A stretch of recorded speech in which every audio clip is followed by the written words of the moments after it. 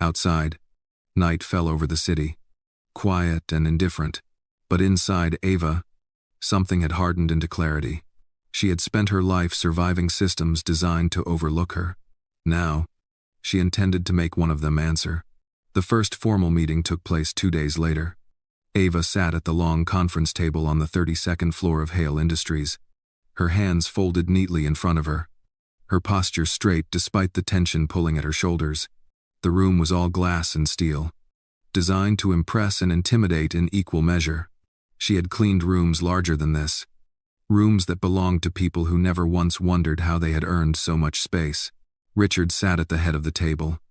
To his right was Martin Lewis, his attorney, gray-haired and precise, already arranging documents into neat stacks. Across from Ava sat 2 representatives from compliance and risk management, their expressions polite, distant, professional. Ava had never been in a room like this as anything other than staff. Now she was the reason it existed. "Before we begin," Martin said, adjusting his glasses, "I want to be clear. Ms. Johnson is here voluntarily. She is not an employee under review. She is a witness. To weaken to ire." One of the compliance officers nodded. "Understood. I am deliberated." Ava felt her throat tighten at the word witness. It made everything feel real in a way nothing else had yet. Richard glanced at her. "You don't have to do this today if you're not ready." "Good night." Ava met his eyes. "I'm ready." "It's CeeLo." Martin slid a folder toward her. "We'll start with the events of last week. Take your time." "Well." Ava opened the folder and stared down at the blank legal pad inside. For a moment, the room faded. She saw instead the marble floor. The sudden pain, the shock of being pulled backward. Her voice came out steady anyway. "I asked Mr. Hale for a loan," she began. "Not a gift. A loan. To cover an emergency medical deposit for my mother." Action. She described the hospital, the timeline, the urgency. She described Elaine's entrance into the room, the accusations, the humiliation. When she reached the moment where Elaine had grabbed her hair, Ava paused, her fingers tightening around the pen. "It's all right," Martin said quietly. "You can stop if you need to." "Well," Ava shook her head. "No, I won't. She finished the account without embellishment. Just facts. Just truth. When she was done, the room was silent.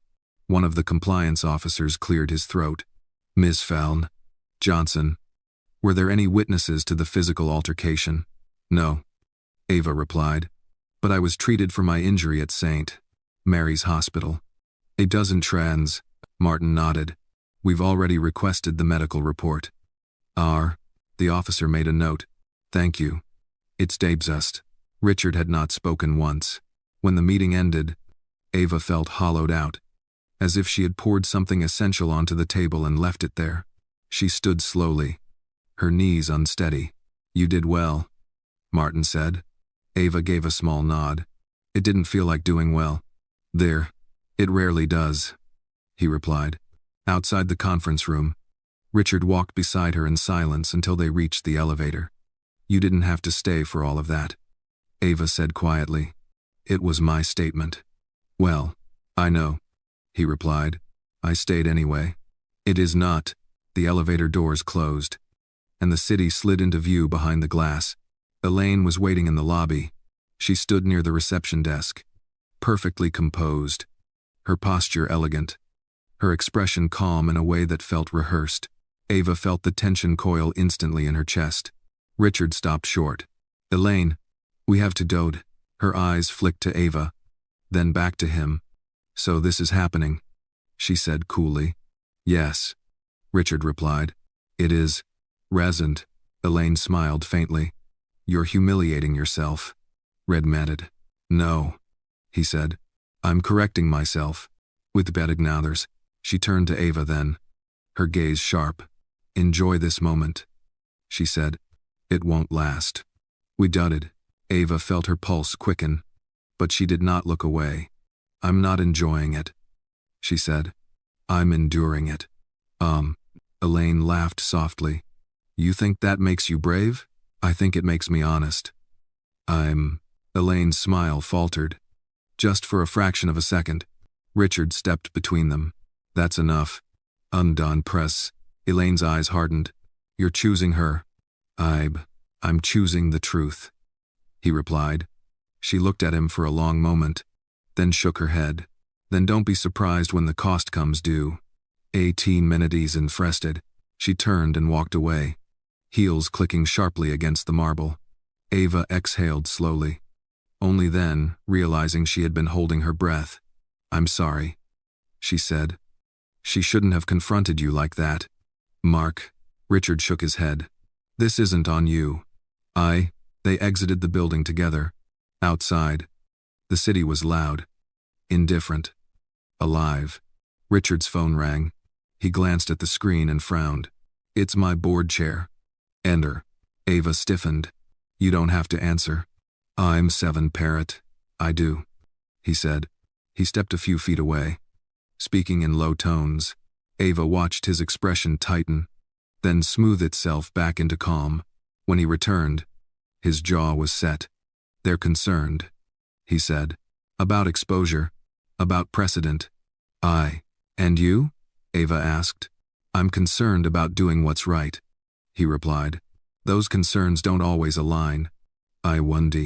They drove back to the hospital in silence. Ava's thoughts churned. She had known this would ripple outward. She just hadn't known how fast. Her mother was awake when they arrived, her color improving, her voice stronger. You look tired, her mother said as Ava sat beside her. I am, Ava admitted. Her mother squeezed her hand gently. Whatever you're doing, she said, do it all the way. Over. Ava smiled faintly. I plan to go. Oh. Later that evening, as Ava stood at the window of the recovery room, watching the city lights flicker on, her phone buzzed again. This time, it was a message from an unknown number. We know what you're trying to do. Be careful. Ava stared at the screen, her heart pounding. Richard noticed her expression. What is it? She handed him the phone without a word. He read the message once, then looked at her, his expression darkening. This just crossed another line. Then with most advisory, Ava swallowed. I didn't think it would be this fast. Neither did I, Richard replied. But now we know what we're dealing with. She looked back at the window, at the city that had never made room for her before. I won't stop, she said quietly. Richard nodded. Then neither will I. End quote.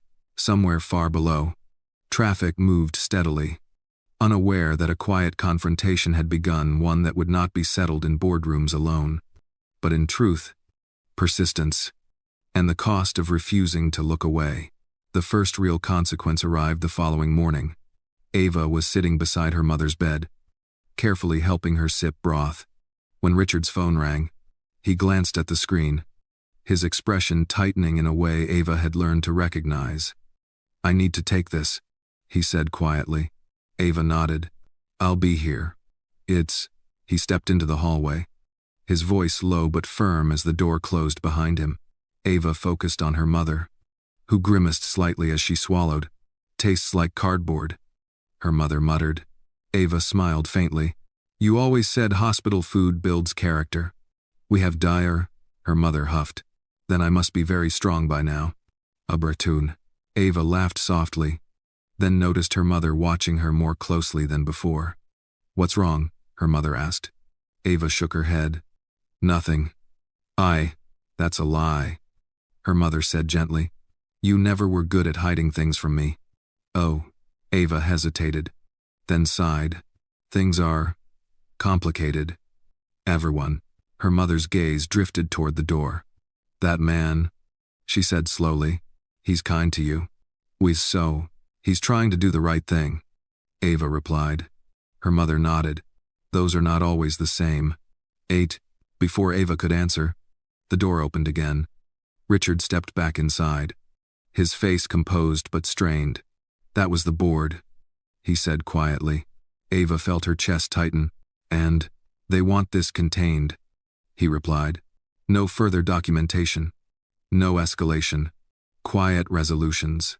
Ava's jaw clenched. And you said? I said no, Everyone. The word landed with weight. Her mother looked between them, understanding more than Ava wished she did. Am I the reason you're fighting? She asked softly. No, Ava said immediately. You're the reason I'm not backing down. I got. Her mother studied her face, then reached out and squeezed her hand with surprising strength. Then don't. Do haunted.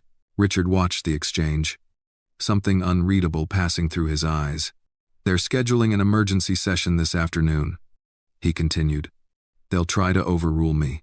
That cries. Can they? Ava asked. Yes, he said honestly, but not without leaving a trail. I'm see. Ava exhaled slowly. That's what they're afraid of.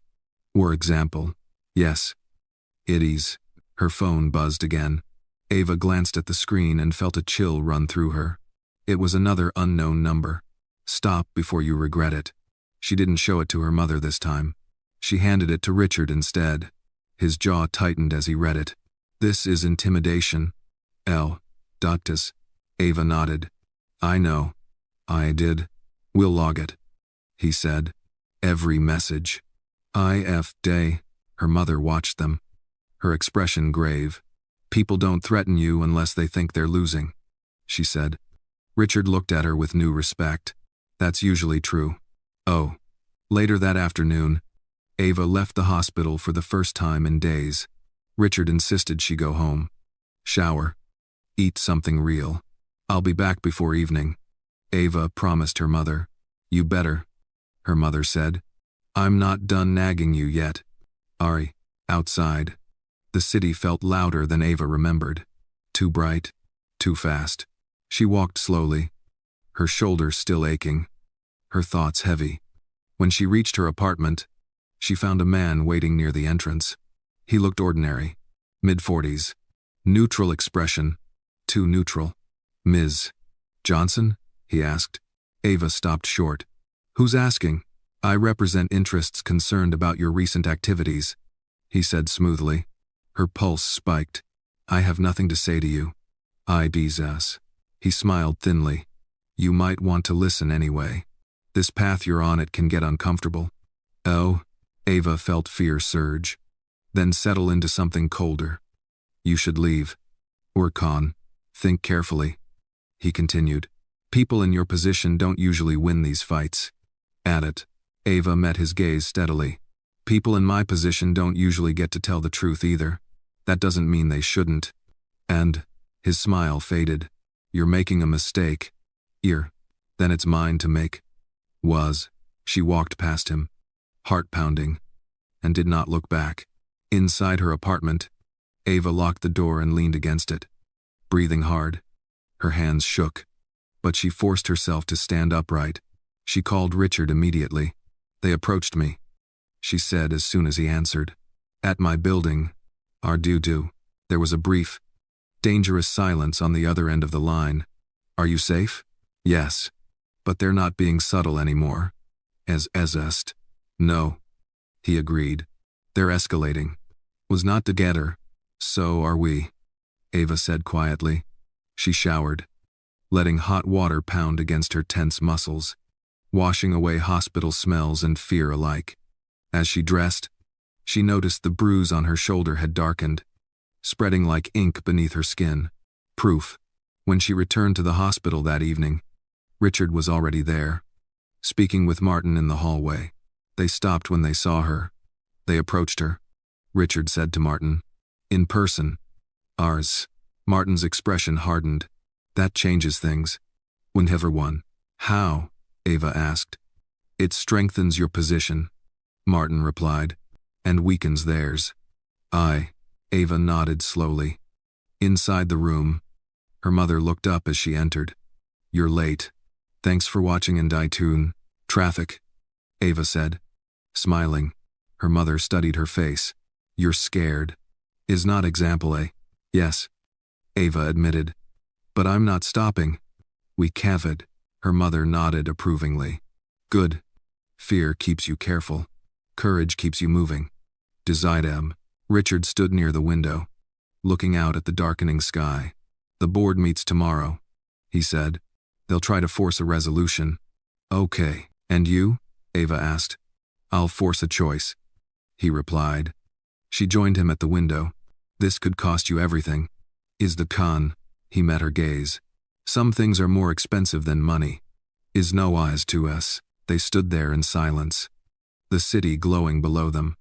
Unaware of the lines being drawn above, Ava felt the weight of it all settle fully for the first time, the threats, the pressure, the imbalance of power, and yet, beneath it, something else remained. Clarity. She had spoken the truth. She had refused to disappear. Whatever happened next, she would not be alone and she would not be silent. The board meeting began at 9 o'clock sharp. Ava was not in the room, but she felt its presence like a pressure system moving through the city. She sat in the hospital cafeteria with a cup of untouched coffee, her phone face down on the table, every muscle in her body taut with anticipation. Richard had insisted she stay with her mother. This part is mine, he had said calmly. You've done enough. It's ace to stand of everyone. She hadn't argued, not because she agreed, but because she understood the strategy. Visibility mattered. And today, too much visibility could become a weapon. Her mother dozed lightly in her room upstairs, oxygen hissing softly, the steady rhythm of recovery continuing one breath at a time. Ava had pulled the chair close to the bed earlier, holding her mother's hand until she fell asleep again, then slipped away quietly. Now she waited. At exactly 9:17 a.m., her phone buzzed. Richard. It started. She exhaled slowly and typed back. Ava, I'm here. Minutes dragged by. Conversations murmured around her, nurses laughing softly, a doctor reviewing notes, someone arguing quietly about parking validation. Ordinary concerns. Ava felt oddly detached from them, as if she were standing behind glass. Her phone buzzed again. Richard. They're pushing for containment. Severance language. Non-disclosure. Ava's jaw tightened. Ava. About me? Richard. About everything. She stared at the words, anger flaring hot and immediate. Even now, they wanted silence. Clean lines. No mess. Ava. And you? There was a longer pause this time. She thought of Elaine, of the man outside her apartment, of the message that had arrived too quickly to be coincidence.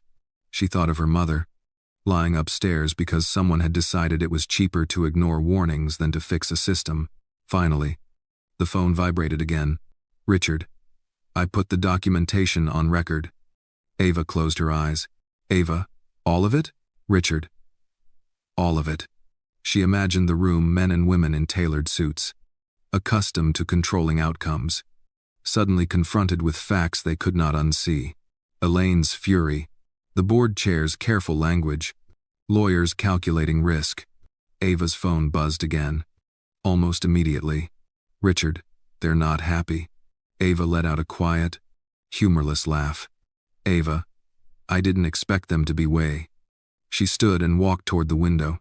The city spread out below her in orderly chaos. Somewhere in that skyline were offices where decisions had been made without ever considering her mother's lungs, her future, her worth. Her phone buzzed again. Richard. They've called a recess. Ava's heart pounded.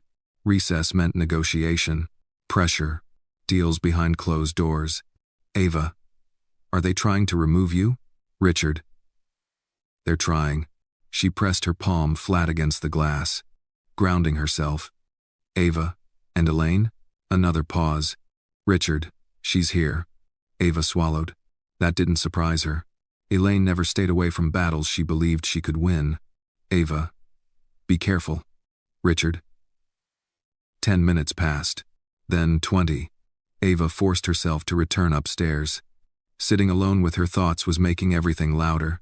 When she reached her mother's room, she found her awake, eyes open, watching the television without really seeing it.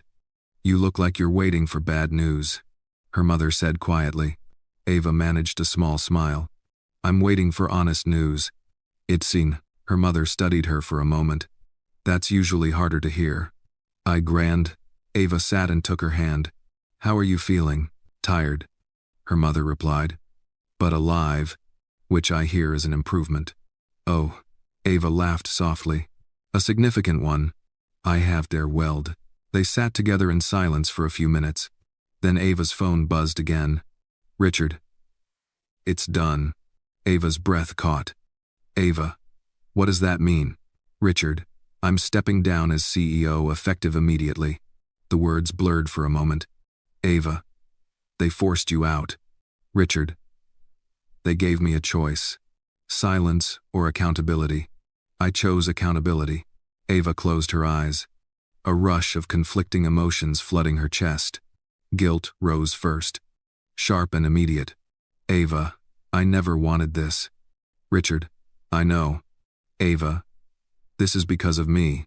Richard, this is because of who I was pretending not to be. She felt tears sting her eyes. Ava. What happens now? Richard, an independent investigation proceeds.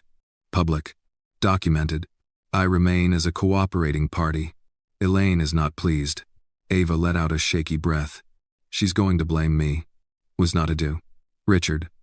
She already does. Ava looked at her mother, who was watching her closely. I'm so sorry. Ava whispered. Unsure who she was apologizing to, her mother squeezed her hand. Don't you dare be, she said softly. If a man loses his job for telling the truth, that job wasn't worth keeping. And everyone. Ava smiled through tears. Her phone buzzed again. Richard. I'm coming to the hospital. Ava, you don't have to. Richard. I know. An hour later, Richard walked into the recovery room, looking different, lighter. Somehow. Not relieved, resolute. Her mother looked up at him. You look like someone who finally stopped lying to himself, she said without preamble. Richard blinked, then smiled faintly. I suppose I do. He turned to Ava. The board released a statement. There will be press. Azos. Ava stiffened. My name is protected, he said. As much as it can be. But this will get attention. Ava nodded slowly.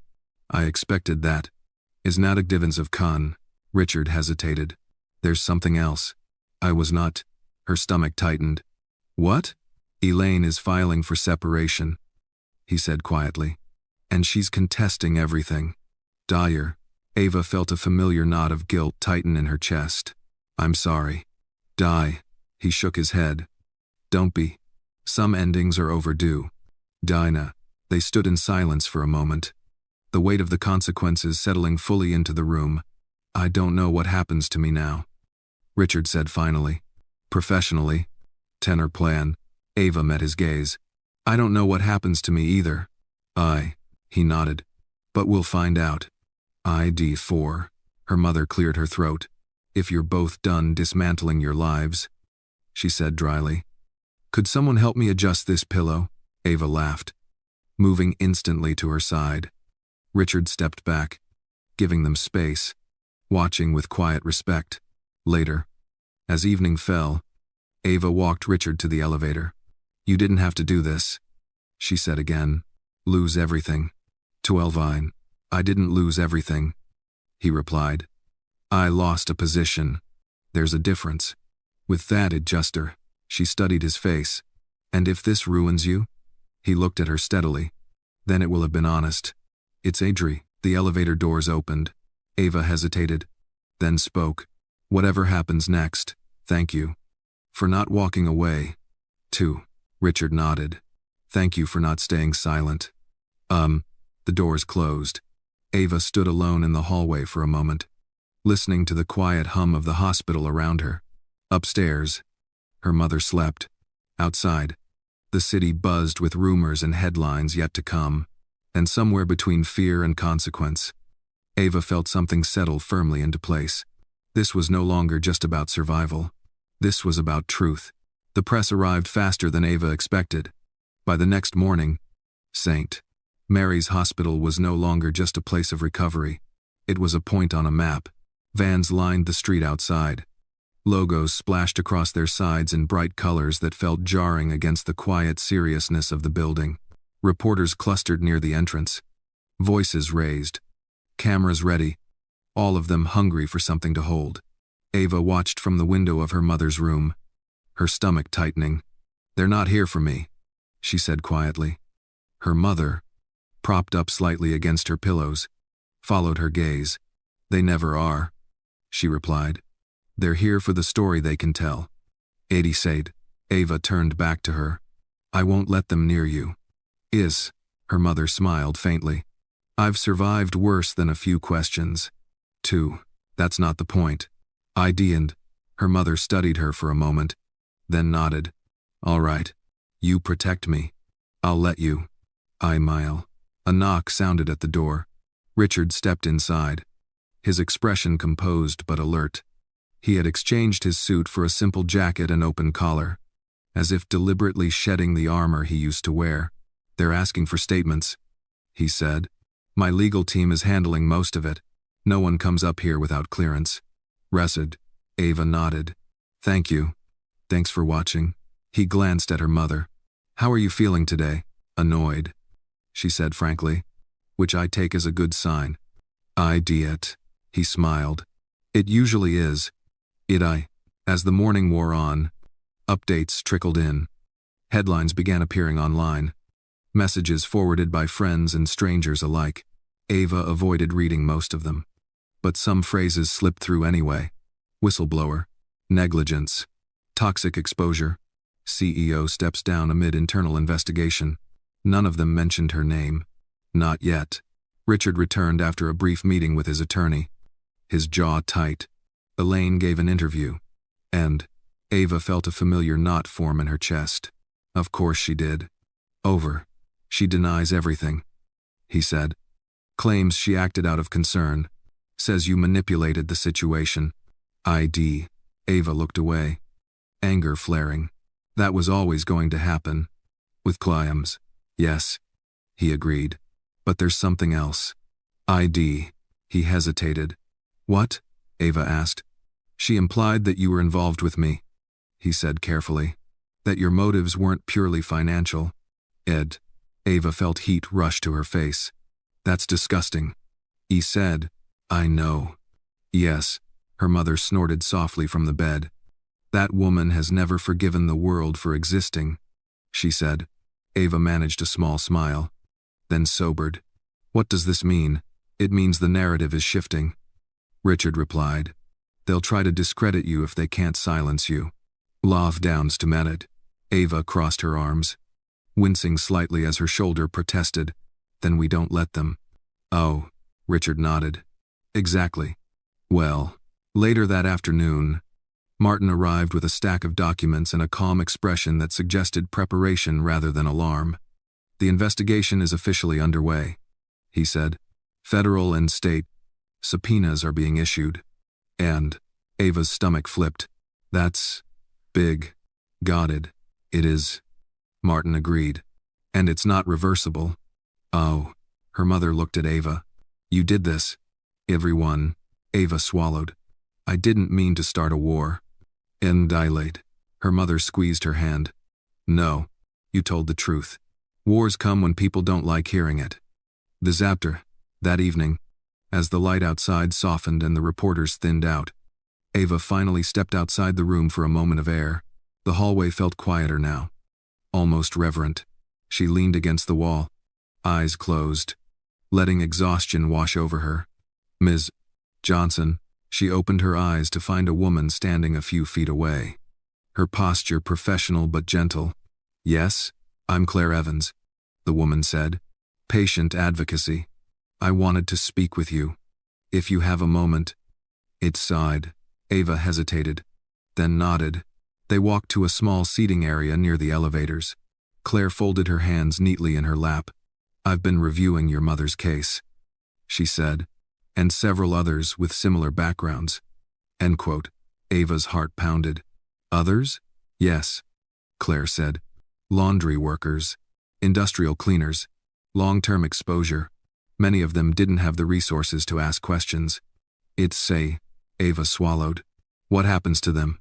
"That depends," Claire replied, "on whether people like you are willing to be seen." "We've not." Ava looked away. "I never wanted to be a symbol." "Arrow." "I know," Claire said softly. But sometimes symbols are just people who refuse to disappear. When Ava returned to the room, Richard was standing near the window again, phone pressed to his ear. He ended the call as she entered. "Everything all right?" she asked. "Yes," he said. "And no." She waited. "I've been asked to testify," he continued. "Publicly. Under oath. We having some plies in 17 Ava felt her chest tighten. "That's risky." "Yes," he said. "But it's necessary." There was node. She nodded slowly. "Elaine won't take that well." No," he agreed. "She's already threatening countersuits." "And?" Ava sighed. "She's relentless. Ifrous. So are you," he said. She looked at him, surprised. "You could have walked away," he continued. "Taken the money, protected your mother quietly. No one would have blamed you." Dan."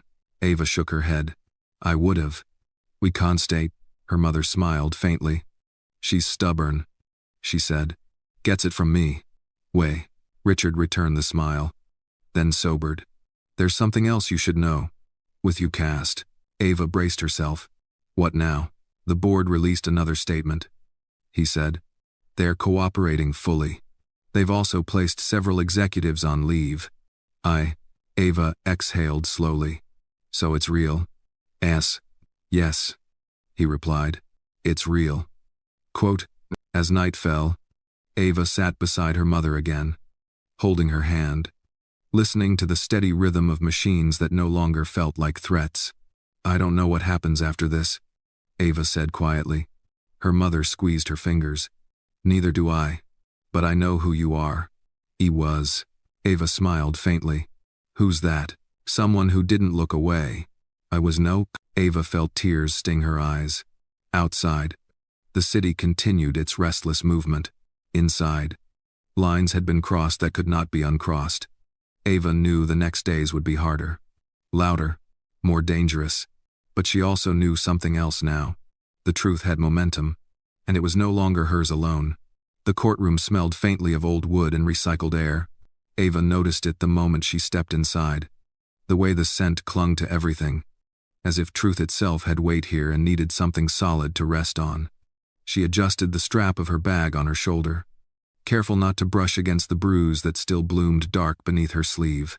It had faded to yellow at the edges, but it remained an uninvited witness that refused to disappear. Richard sat several rows ahead, straight-backed, hands folded, his gaze fixed forward. He had not looked back since entering. Ava understood why. Turning around would feel like doubt, and doubt had no place here today. Her mother sat beside her, bundled in a light cardigan, oxygen tubing discreet beneath her collar. She looked smaller outside the hospital bed, but her eyes were sharp, alert. "You don't have to stay the whole time," Ava whispered. Her mother shook her head. "I worked 32 years breathing poison," she said quietly. "I can sit a few hours breathing truth." Ava swallowed hard. The judge entered. Everyone rose. When the proceedings began, the language shifted immediately formal, precise, stripped of emotion. Dates were entered into record, documents referenced, terms like exposure limits, vendor negligence, failure to disclose repeated until they sounded almost harmless. They weren't. Ava listened as former executives were named, as memos were read aloud, warnings written years ago, filed away, ignored. She recognized the pattern instantly. It was the same pattern that had followed her mother home every night in the form of coughing fits and exhaustion. Then Richard stood. He walked to the witness stand without hesitation, raising his right hand, swearing to tell the truth. Ava felt her pulse quicken. This was the moment the headlines would be written about. The fall, the confession, the spectacle. But what followed was quieter than that. "I was aware of the reports," Richard said evenly when questioned. "I did not act on them with the urgency they deserved." A murmur rippled through the room. "Why not?" the attorney pressed. Richard paused, just long enough for the silence to stretch. "Because acknowledging them would have required confronting the human cost of our profit model, and I chose distance instead." Ava felt her chest tighten. That was a failure. Richard continued. Not of policy. Of leadership. The words landed heavy. Deliberate. Not defensive. Not deflecting. Honest. When Ava was called next, her legs felt unsteady as she stood. Her mother squeezed her hand once before letting go. Ava walked to the stand, aware of every eye on her, every camera lens waiting. She told herself to breathe. In. Hold. Out. Please state your name, the clerk said. Ava Johnson. Rebez. And your relationship to the case? Ava glanced briefly at Richard, then back to the room. My mother is one of the workers affected. I was injured during an incident connected to this matter. To Ged. The questions came steadily. About the loan. About the hospital. About the confrontation. When asked to describe what happened in the Hale residence, Ava felt a familiar heat rise in her chest. She forced herself to keep her voice level. I was asking for time, she said. For my mother to live. We just threw them. There was no drama in her words. No accusation. Just truth. Across the room, Elaine sat rigid, her expression carefully neutral. Ava did not look at her again. When the testimony ended, Ava returned to her seat, her hands trembling now that the moment had passed. Her mother leaned close. You did good? She whispered. Ava exhaled slowly. Outside the courthouse, reporters waited. Questions flew before Ava could reach the steps. Ms. Johnson, do you feel justice is being served? Do you blame Hale Industries for your mother's condition? Do you think this will change corporate accountability? Ava stopped. The sudden stillness caught them off guard. I don't know what justice looks like yet, she said clearly. But I know what silence costs, and I'm done paying it. Eyes. She turned and walked away before anyone could ask another question. That evening, Ava sat with her mother in the small apartment. The television muted. The city humming beyond the windows. Richard had gone to meet with his legal team. The world kept moving, rearranging itself around decisions already made. You could have taken the money and disappeared, her mother said quietly. Ava nodded. I know. Thanks for watching, but you didn't. Equals. No. Her mother studied her face. Why? Ava thought of the courtroom, of the memos, of the years lost to quiet suffering. Because if I disappeared, she said softly, nothing would change. And I couldn't live with that. Thank you for watching. Her mother reached for her hand. Neither could I. A knock sounded at the door later that night. Richard stood outside, his face drawn but calm. He looked tired in a way Ava recognized, not exhaustion, but release. It's done, he said quietly as he stepped inside. Ava's heart skipped. What is? The loan, he said. I had the documents revised. Well, she frowned. Revised how? Richard met her gaze. The debt is officially recorded. Fixed terms. No interest. No leverage. You owe exactly what you borrowed. Nothing more. That is bill important. Ava stared at him. Why tell me that now? Because dignity matters, he replied. Even in help. To brutality, she swallowed. Thank you. To free what? He nodded once. You'll pay it back when you can. However long it takes. When we haven't bouted. Ava looked down at the papers in his hand. Then back at him. I will. And if you haven't I know. Reezy one. They stood there in quiet understanding. No celebration. No relief. Just the steady knowledge that something had been set right, even if everything wasn't fixed. Later, as Ava lay awake on the couch, she replayed the day in her mind. The courtroom, the questions, the moment she chose not to disappear. Justice hadn't arrived with fanfare. It had arrived with documentation, testimony, and the refusal to look away. And tomorrow, the work would continue. The first night after the hearing was the quietest Ava could remember.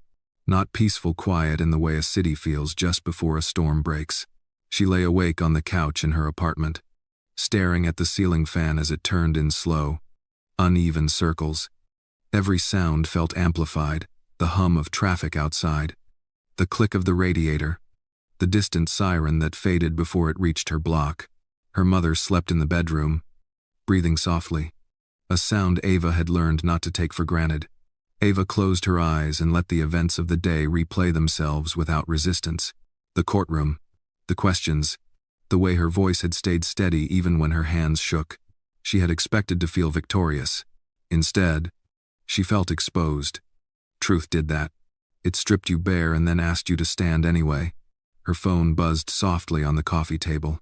A message from Richard. They're already pushing back. Publicly cooperative, privately resistant. Ava exhaled and typed back.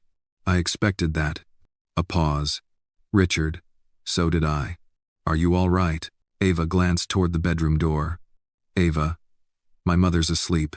That's enough for tonight. Richard. It is. She set the phone aside and finally allowed her body to rest. Even if her mind refused to follow, the next morning brought movement. By noon, Ava's inbox was full of messages she hadn't asked for advocacy groups, journalists, former workers who recognized pieces of their own stories in hers. Some were polite, some were desperate, some simply said thank you. One message stopped her cold. My sister worked there too. She didn't make it.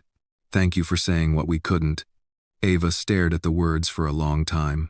Then she closed the laptop gently, as if the weight of that sentence might spill out if she didn't. Her mother watched her from the table. You look like you just aged 10 years. When B1, Ava gave a tired smile. Only 10? Her mother reached for her hand.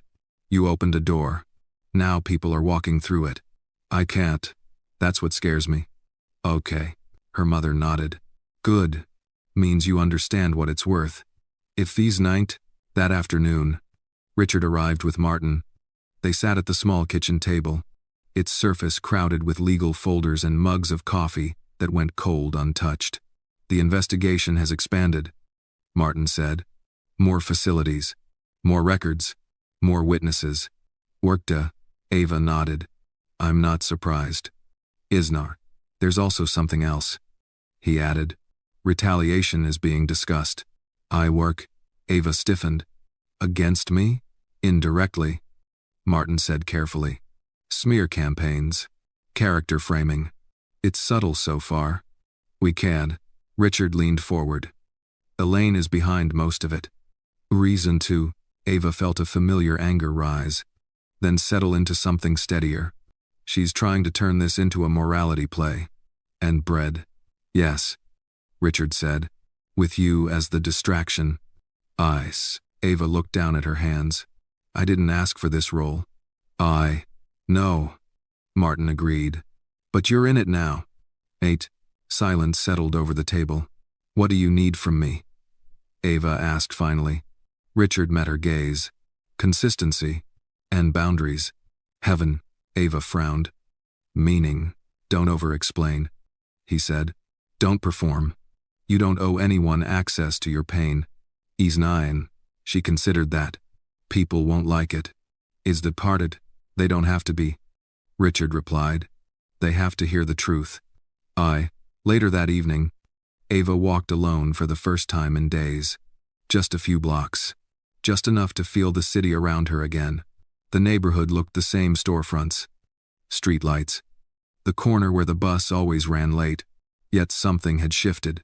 People looked at her now. Not everyone. Not obviously. But she felt it in the way conversations paused. In the way a woman at the grocery store studied her face a second too long before offering a quiet nod of recognition. Ava didn't know how she felt about that yet. On her way home, she noticed a folded piece of paper tucked under her apartment door. No envelope. No name. Be careful who you trust. Her pulse quickened. But she forced herself to breathe. In. Hold. Out. She picked it up. Unfolded it once. Then again. No signature. No explanation. Just the threat implied by its presence. Inside. She locked the door and set the paper on the table. Her mother noticed immediately. What's that? Ava hesitated. Then handed it to her. Her mother read it. Then scoffed softly. That's all they've got? Ava looked at her. You're not scared? I'm old, her mother said. And I've already been sick. Fear has diminishing returns. are. Ava laughed despite herself. That night, as Ava lay in bed, her phone buzzed again. Richard, we need to talk tomorrow. In person. Ava, is something wrong? Richard, something important. She stared at the screen, a knot forming in her chest. Ava, I'll be there. The next morning, they met in a quiet cafe away from cameras and curious eyes. Richard arrived early, already seated, hands wrapped around a coffee he hadn't touched. You look serious, Ava said as she sat down. I am, he replied. She waited. I've been asked to lead an independent oversight foundation, Richard said. Corporate accountability, worker safety, transparent audits. It is not. Ava blinked. That was fast. Or two. It wasn't spontaneous, he said. The board knew this was coming. They just hoped I wouldn't accept. And will you? Yes. And the Creaser. Ava studied him. Why tell me this? Because they want your involvement, he said carefully. Her stomach tightened. In what way? Advisory, he said. Optional. Limited. On your terms. Eeple. Ava leaned back slowly. You said no strings. It's come. There aren't, he said. You can walk away. But I wanted you to hear it from me. Not the press. I peer. Ava stared out the window at the passing traffic. She had spent her life cleaning up after systems that never noticed her.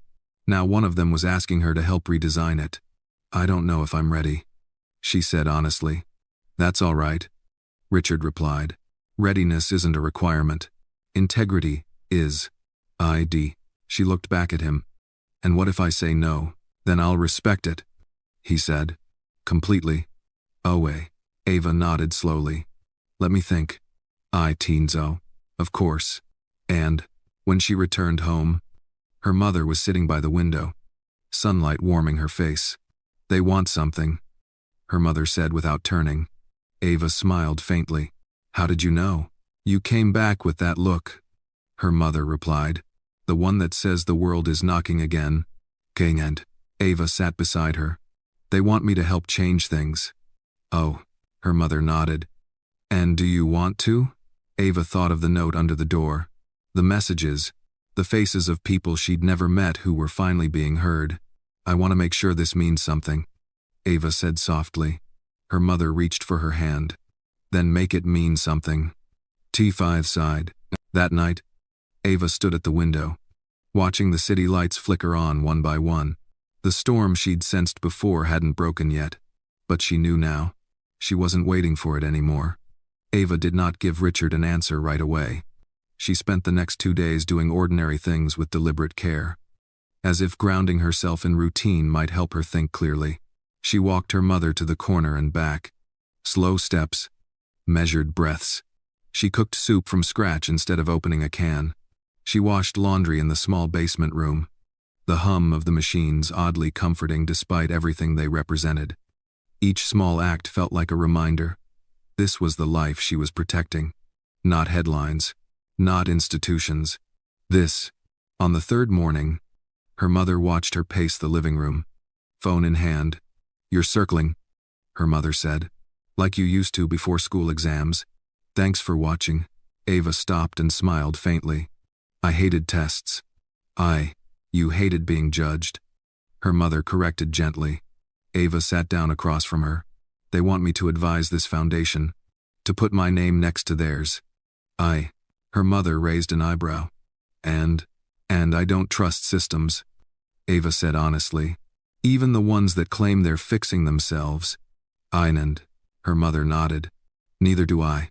But you trust yourself. They good-vated. Ava considered that. They'll try to use you. Her mother continued. Everyone does. The question is whether you let them decide how. Ariane. Ava exhaled slowly.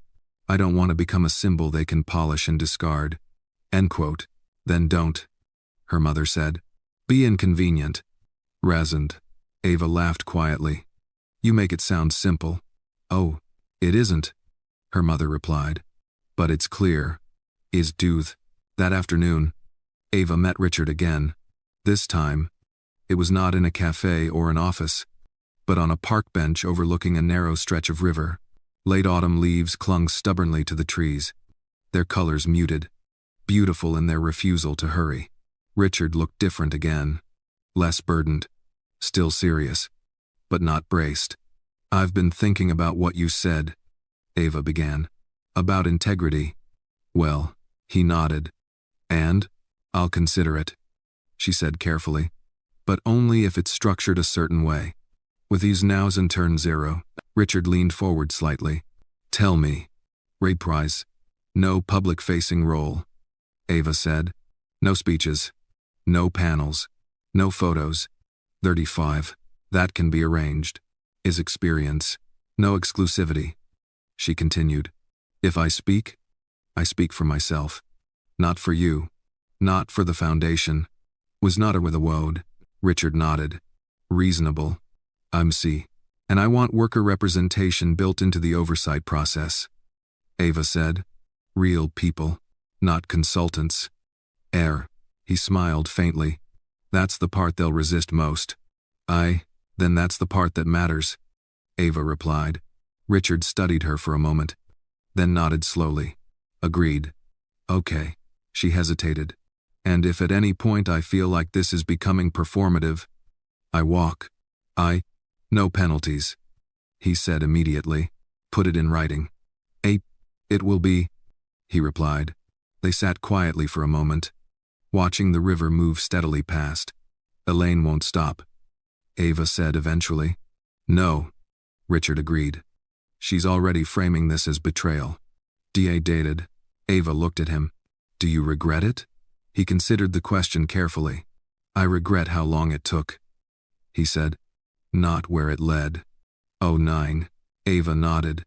That evening, Ava received another message. This one was different. "You don't belong in those rooms. You never will." She stared at the screen, then set the phone down without replying. Her mother noticed. "Another one?" "Yes. EDES 100. Her mother shrugged lightly. "That's fear talking. It always sounds like certainty." 2 weeks later, the foundation was announced. The press release was careful, restrained. Words like transparency, accountability, reform repeated with measured optimism. Richard's name appeared, his role defined. Ava's did not. That was deliberate. Inside a modest conference room on the foundation's temporary floor, Ava sat at the table for the first time with people who had never looked like her in these spaces.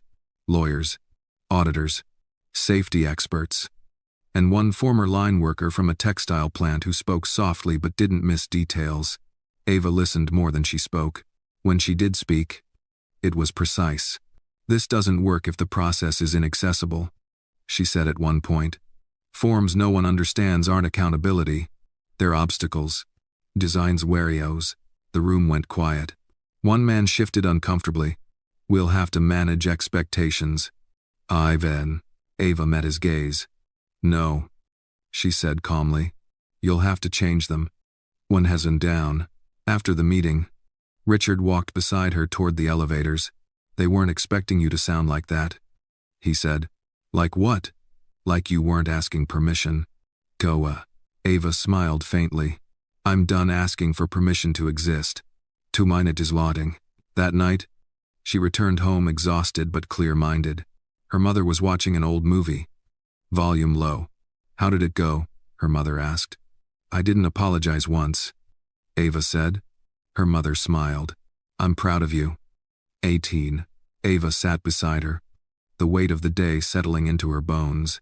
"I'm scared," she admitted. "I know," her mother said. "So am I." It growed. Ava looked at her. "You don't regret this?" Her mother shook her head. "I regret the years we were quiet. Not this." 109's. Later, as Ava prepared for bed, she noticed something new beneath the fear. Stability. Not safety. Not certainty. But a steady sense of alignment. Her actions matched her values. That was new. Her phone buzzed once more before she turned out the light. A message from an unknown number. "We'll be watching." Ava typed back before she could overthink it. "So will I." She set the phone down and turned off the lamp. Outside, the city moved as it always had. Inside, Ava felt something settle, not resolve. Exactly. But readiness. She knew the hardest part was still ahead. But she was no longer reacting. She was choosing.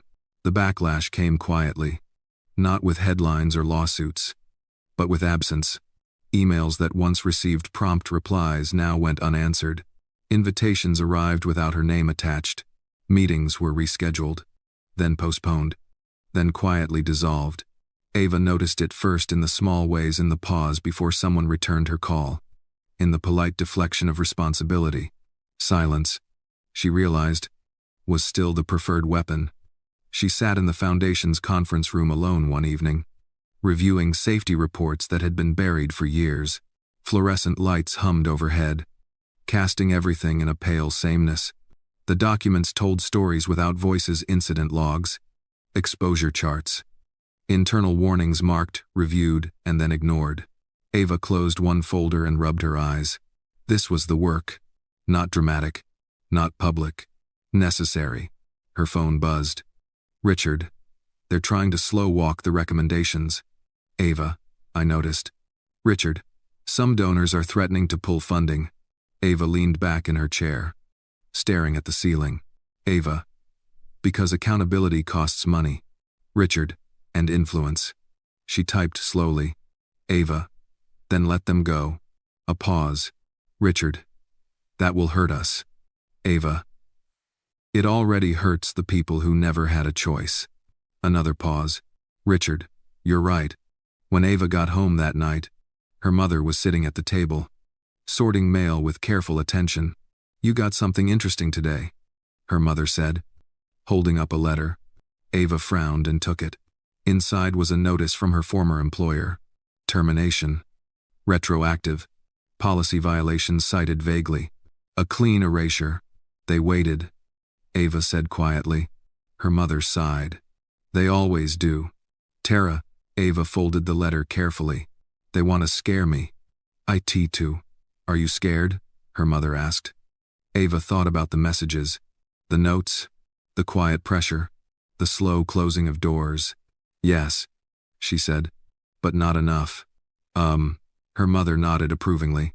Good. Is 18. The next day, Ava attended a closed-door session with regional regulators. The room was smaller than she expected. The table scuffed. The chairs mismatched. No grandstanding here. Just people deciding whether to act. One official cleared his throat. Mrs. Sane. Johnson. We appreciate your input, but some of these changes will be difficult to enforce. Well. Ava met his gaze. So was ignoring them.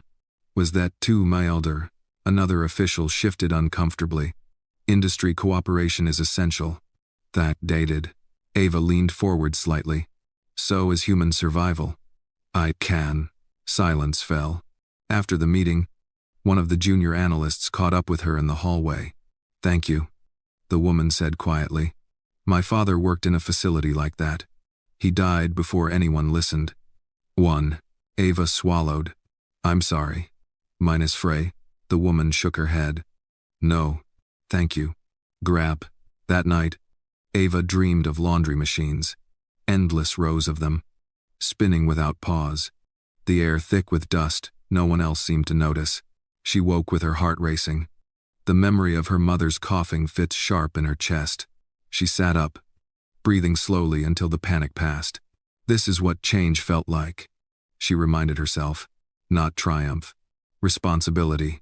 2 days later, the Foundation's first interim report leaked. Not by accident. Ava saw it trending before Richard called. They released it without context, he said, his voice tight. Selective excerpts. It makes it look less severe. Oh, Ava closed her eyes. They're trying to control the narrative. You? Yes. With Datkin 7. She opened her laptop immediately. Then we correct it. Oh, how? Richard asked. With facts. Ava replied. All of them. Ever. Within hours, Ava worked with the former line worker and a safety engineer to assemble a response clear. Unpolished. Impossible to spin. They published it quietly. Directly. Without press framing. The response spread anyway. not because it was loud, but because it was specific. That evening, Ava stood at the kitchen sink, washing dishes slowly. Her shoulder still ached when she moved too fast. A reminder that healing was not linear. Her mother watched her from the table. "You look steadier," she said. Ava smiled faintly. "I feel heavier." "It's her mother nodded. "That's responsibility. It weighs something." "In for it." A knock sounded at the door. Ava tensed instinctively, then relaxed when she saw Richard through the peephole. She opened the door. He looked tired, but determined. "They've filed a motion," he said without preamble. "Elaine's attorneys. They're alleging personal misconduct." "Over." Ava's stomach tightened. "Against me?" "Against us," he replied. "They're implying impropriety to undermine credibility." Ava laughed once, sharply. "Of course they are." In quote. "They want to drag this into spectacle," Richard said. "Distract from the facts." "Idemri." Ava crossed her arms. "Then we don't play. Id not resent or wealth. They'll escalate." "Aye. So will we," Ava replied. "But on our terms." "I whine." Richard studied her face. "You're not backing down." "We go have again." "No," Ava said simply. "I didn't come this far to be scared quiet." "Noted." Her mother cleared her throat from the table. "If they want to fight," she said dryly, "make them fight the truth. It's harder to punch." "It's supperty." Richard smiled despite himself. Later that night, Ava sat by the window again, watching the city lights. She thought of the woman in the hallway, of the message from the sister who had lost someone, of the countless stories still buried. She picked up her phone and typed a message to Richard. "Ava, I'm ready for whatever comes next." The reply came quickly. "Richard, so am I."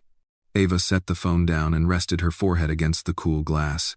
She had asked for a loan to save her mother's life. She had not asked to become this, but she accepted it, not as a symbol, not as a hero, as someone who refused to disappear. The resolution did not arrive with applause. It arrived on a Tuesday morning, quietly, in the form of a signed order and a set of consequences that could not be undone. Ava read the notice twice before it fully settled in. Federal penalties, mandatory remediation, independent monitoring written into law, a public acknowledgement of negligence, stripped of euphemism, the truth. Finally, on record. She closed the document and sat back in her chair, feeling the weight of it pressed gently against her chest. Not relief exactly. Relief was too clean a word. This felt heavier. Earned. Across the room, her mother sat near the window, sunlight warming her face. The oxygen tubing was gone now. Her breathing was still careful, but it was her own. "Is it over?" her mother asked. Ava shook her head slowly. "No, but it's decided." 8. Her mother smiled faintly. "That's usually better." 8. In the weeks that followed, the world rearranged itself around that decision. Facilities were shut down for review. New safety standards were enforced. Workers who had been told for years that their pain was imaginary were suddenly being asked to testify, to document, to be counted. Some cried. Some were angry. Some didn't believe it would last. Ava didn't blame them. She attended fewer meetings now. By choice. The foundation had taken shape without trying to swallow her whole. Worker representatives had seats with real authority. Reports were published in language people could understand. It wasn't perfect, but it was honest. One afternoon, Ava walked her mother through the park near the river. Leaves crunched beneath their feet. Autumn finally giving way to something colder. "You know," her mother said, pausing to catch her breath. "I never thought I'd see them admit it. Even at a dime." Ava nodded. "Neither did I." "Okay." Her mother looked at her. "Do you still feel responsible?" Ava considered the question carefully. "I feel connected," she said. "That's different." "Idea," her mother smiled. "Good. Responsibility without ownership is just another burden." Dizing Tupper. They sat on a bench, watching the water move steadily past. Across town, Richard packed up the last of his office. He had not returned to corporate leadership, and he hadn't tried. The foundation had its own board now. Independent. Occasionally infuriating. He didn't mind. When he met Ava later that evening, it was at the same park. The same bench. "It's official," he said, sitting beside her. "The investigation is closing its first phase." "Tens, Wells." Ava nodded. "And the second?" "Will take years," he replied. "If it's done right." "Ah," she smiled faintly. "That sounds about right." "Attiga." They sat in companionable silence for a moment. "I've been asked to step back," Richard said eventually. "Let new leadership take over." "Ivry." Ava turned to him. "How do you feel about that?" He thought about it. "Relieved," he said. "And proud." "Which is new." "Twos." She nodded. "You did what you said you would." "It's so." "Yes," he replied.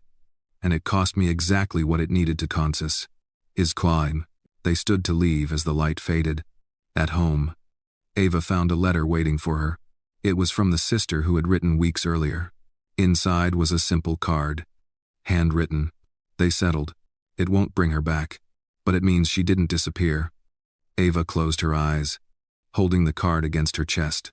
That night, as she prepared for bed, she noticed the bruise on her shoulder had finally faded completely. No trace left. The memory remained, but the mark was gone. She slept deeply. Months later, Ava stood in a modest community center, helping set up folding chairs for a meeting that didn't carry her name. Workers filed in quietly. Some recognized her. Some didn't. She preferred it that way. When the meeting began, a man in the front row raised his hand. "What if this stops?" he asked. "What if they forget again?" Ava met his gaze. "Then we remind them," she said calmly. "Together." "That's a." Afterward, she stepped outside into the evening air. The hum of voices behind her. Her phone buzzed once. "Richard, dinner sometime?" Ava smiled. "Ava, as long as we talk about anything but policy." "Richard." "Deal." She slipped the phone back into her pocket and started the walk home. She thought of the night she had stood trembling in a living room, asking for time, asking for mercy, asking not to lose the only person she had. She had not known then how far that moment would travel. Justice had not arrived as a dramatic reversal. It had arrived as process, as documentation, as a refusal to accept silence as peace. Ava unlocked her door and stepped inside. The familiar space welcoming her. Her mother sat at the table, reading. Glasses perched low on her nose. "You're late," her mother said without looking up. Ava smiled. "I was busy not disappearing." "Oh." Her mother looked up and smiled back. "Good." Ava moved into the kitchen, setting water to boil. The ordinary rhythm of life continuing. She had asked for a small loan to save her mother's life. What she had learned instead was something quieter, more enduring. That dignity, once claimed, did not need permission. And that justice, real justice, often spoke in a low voice. But it stayed.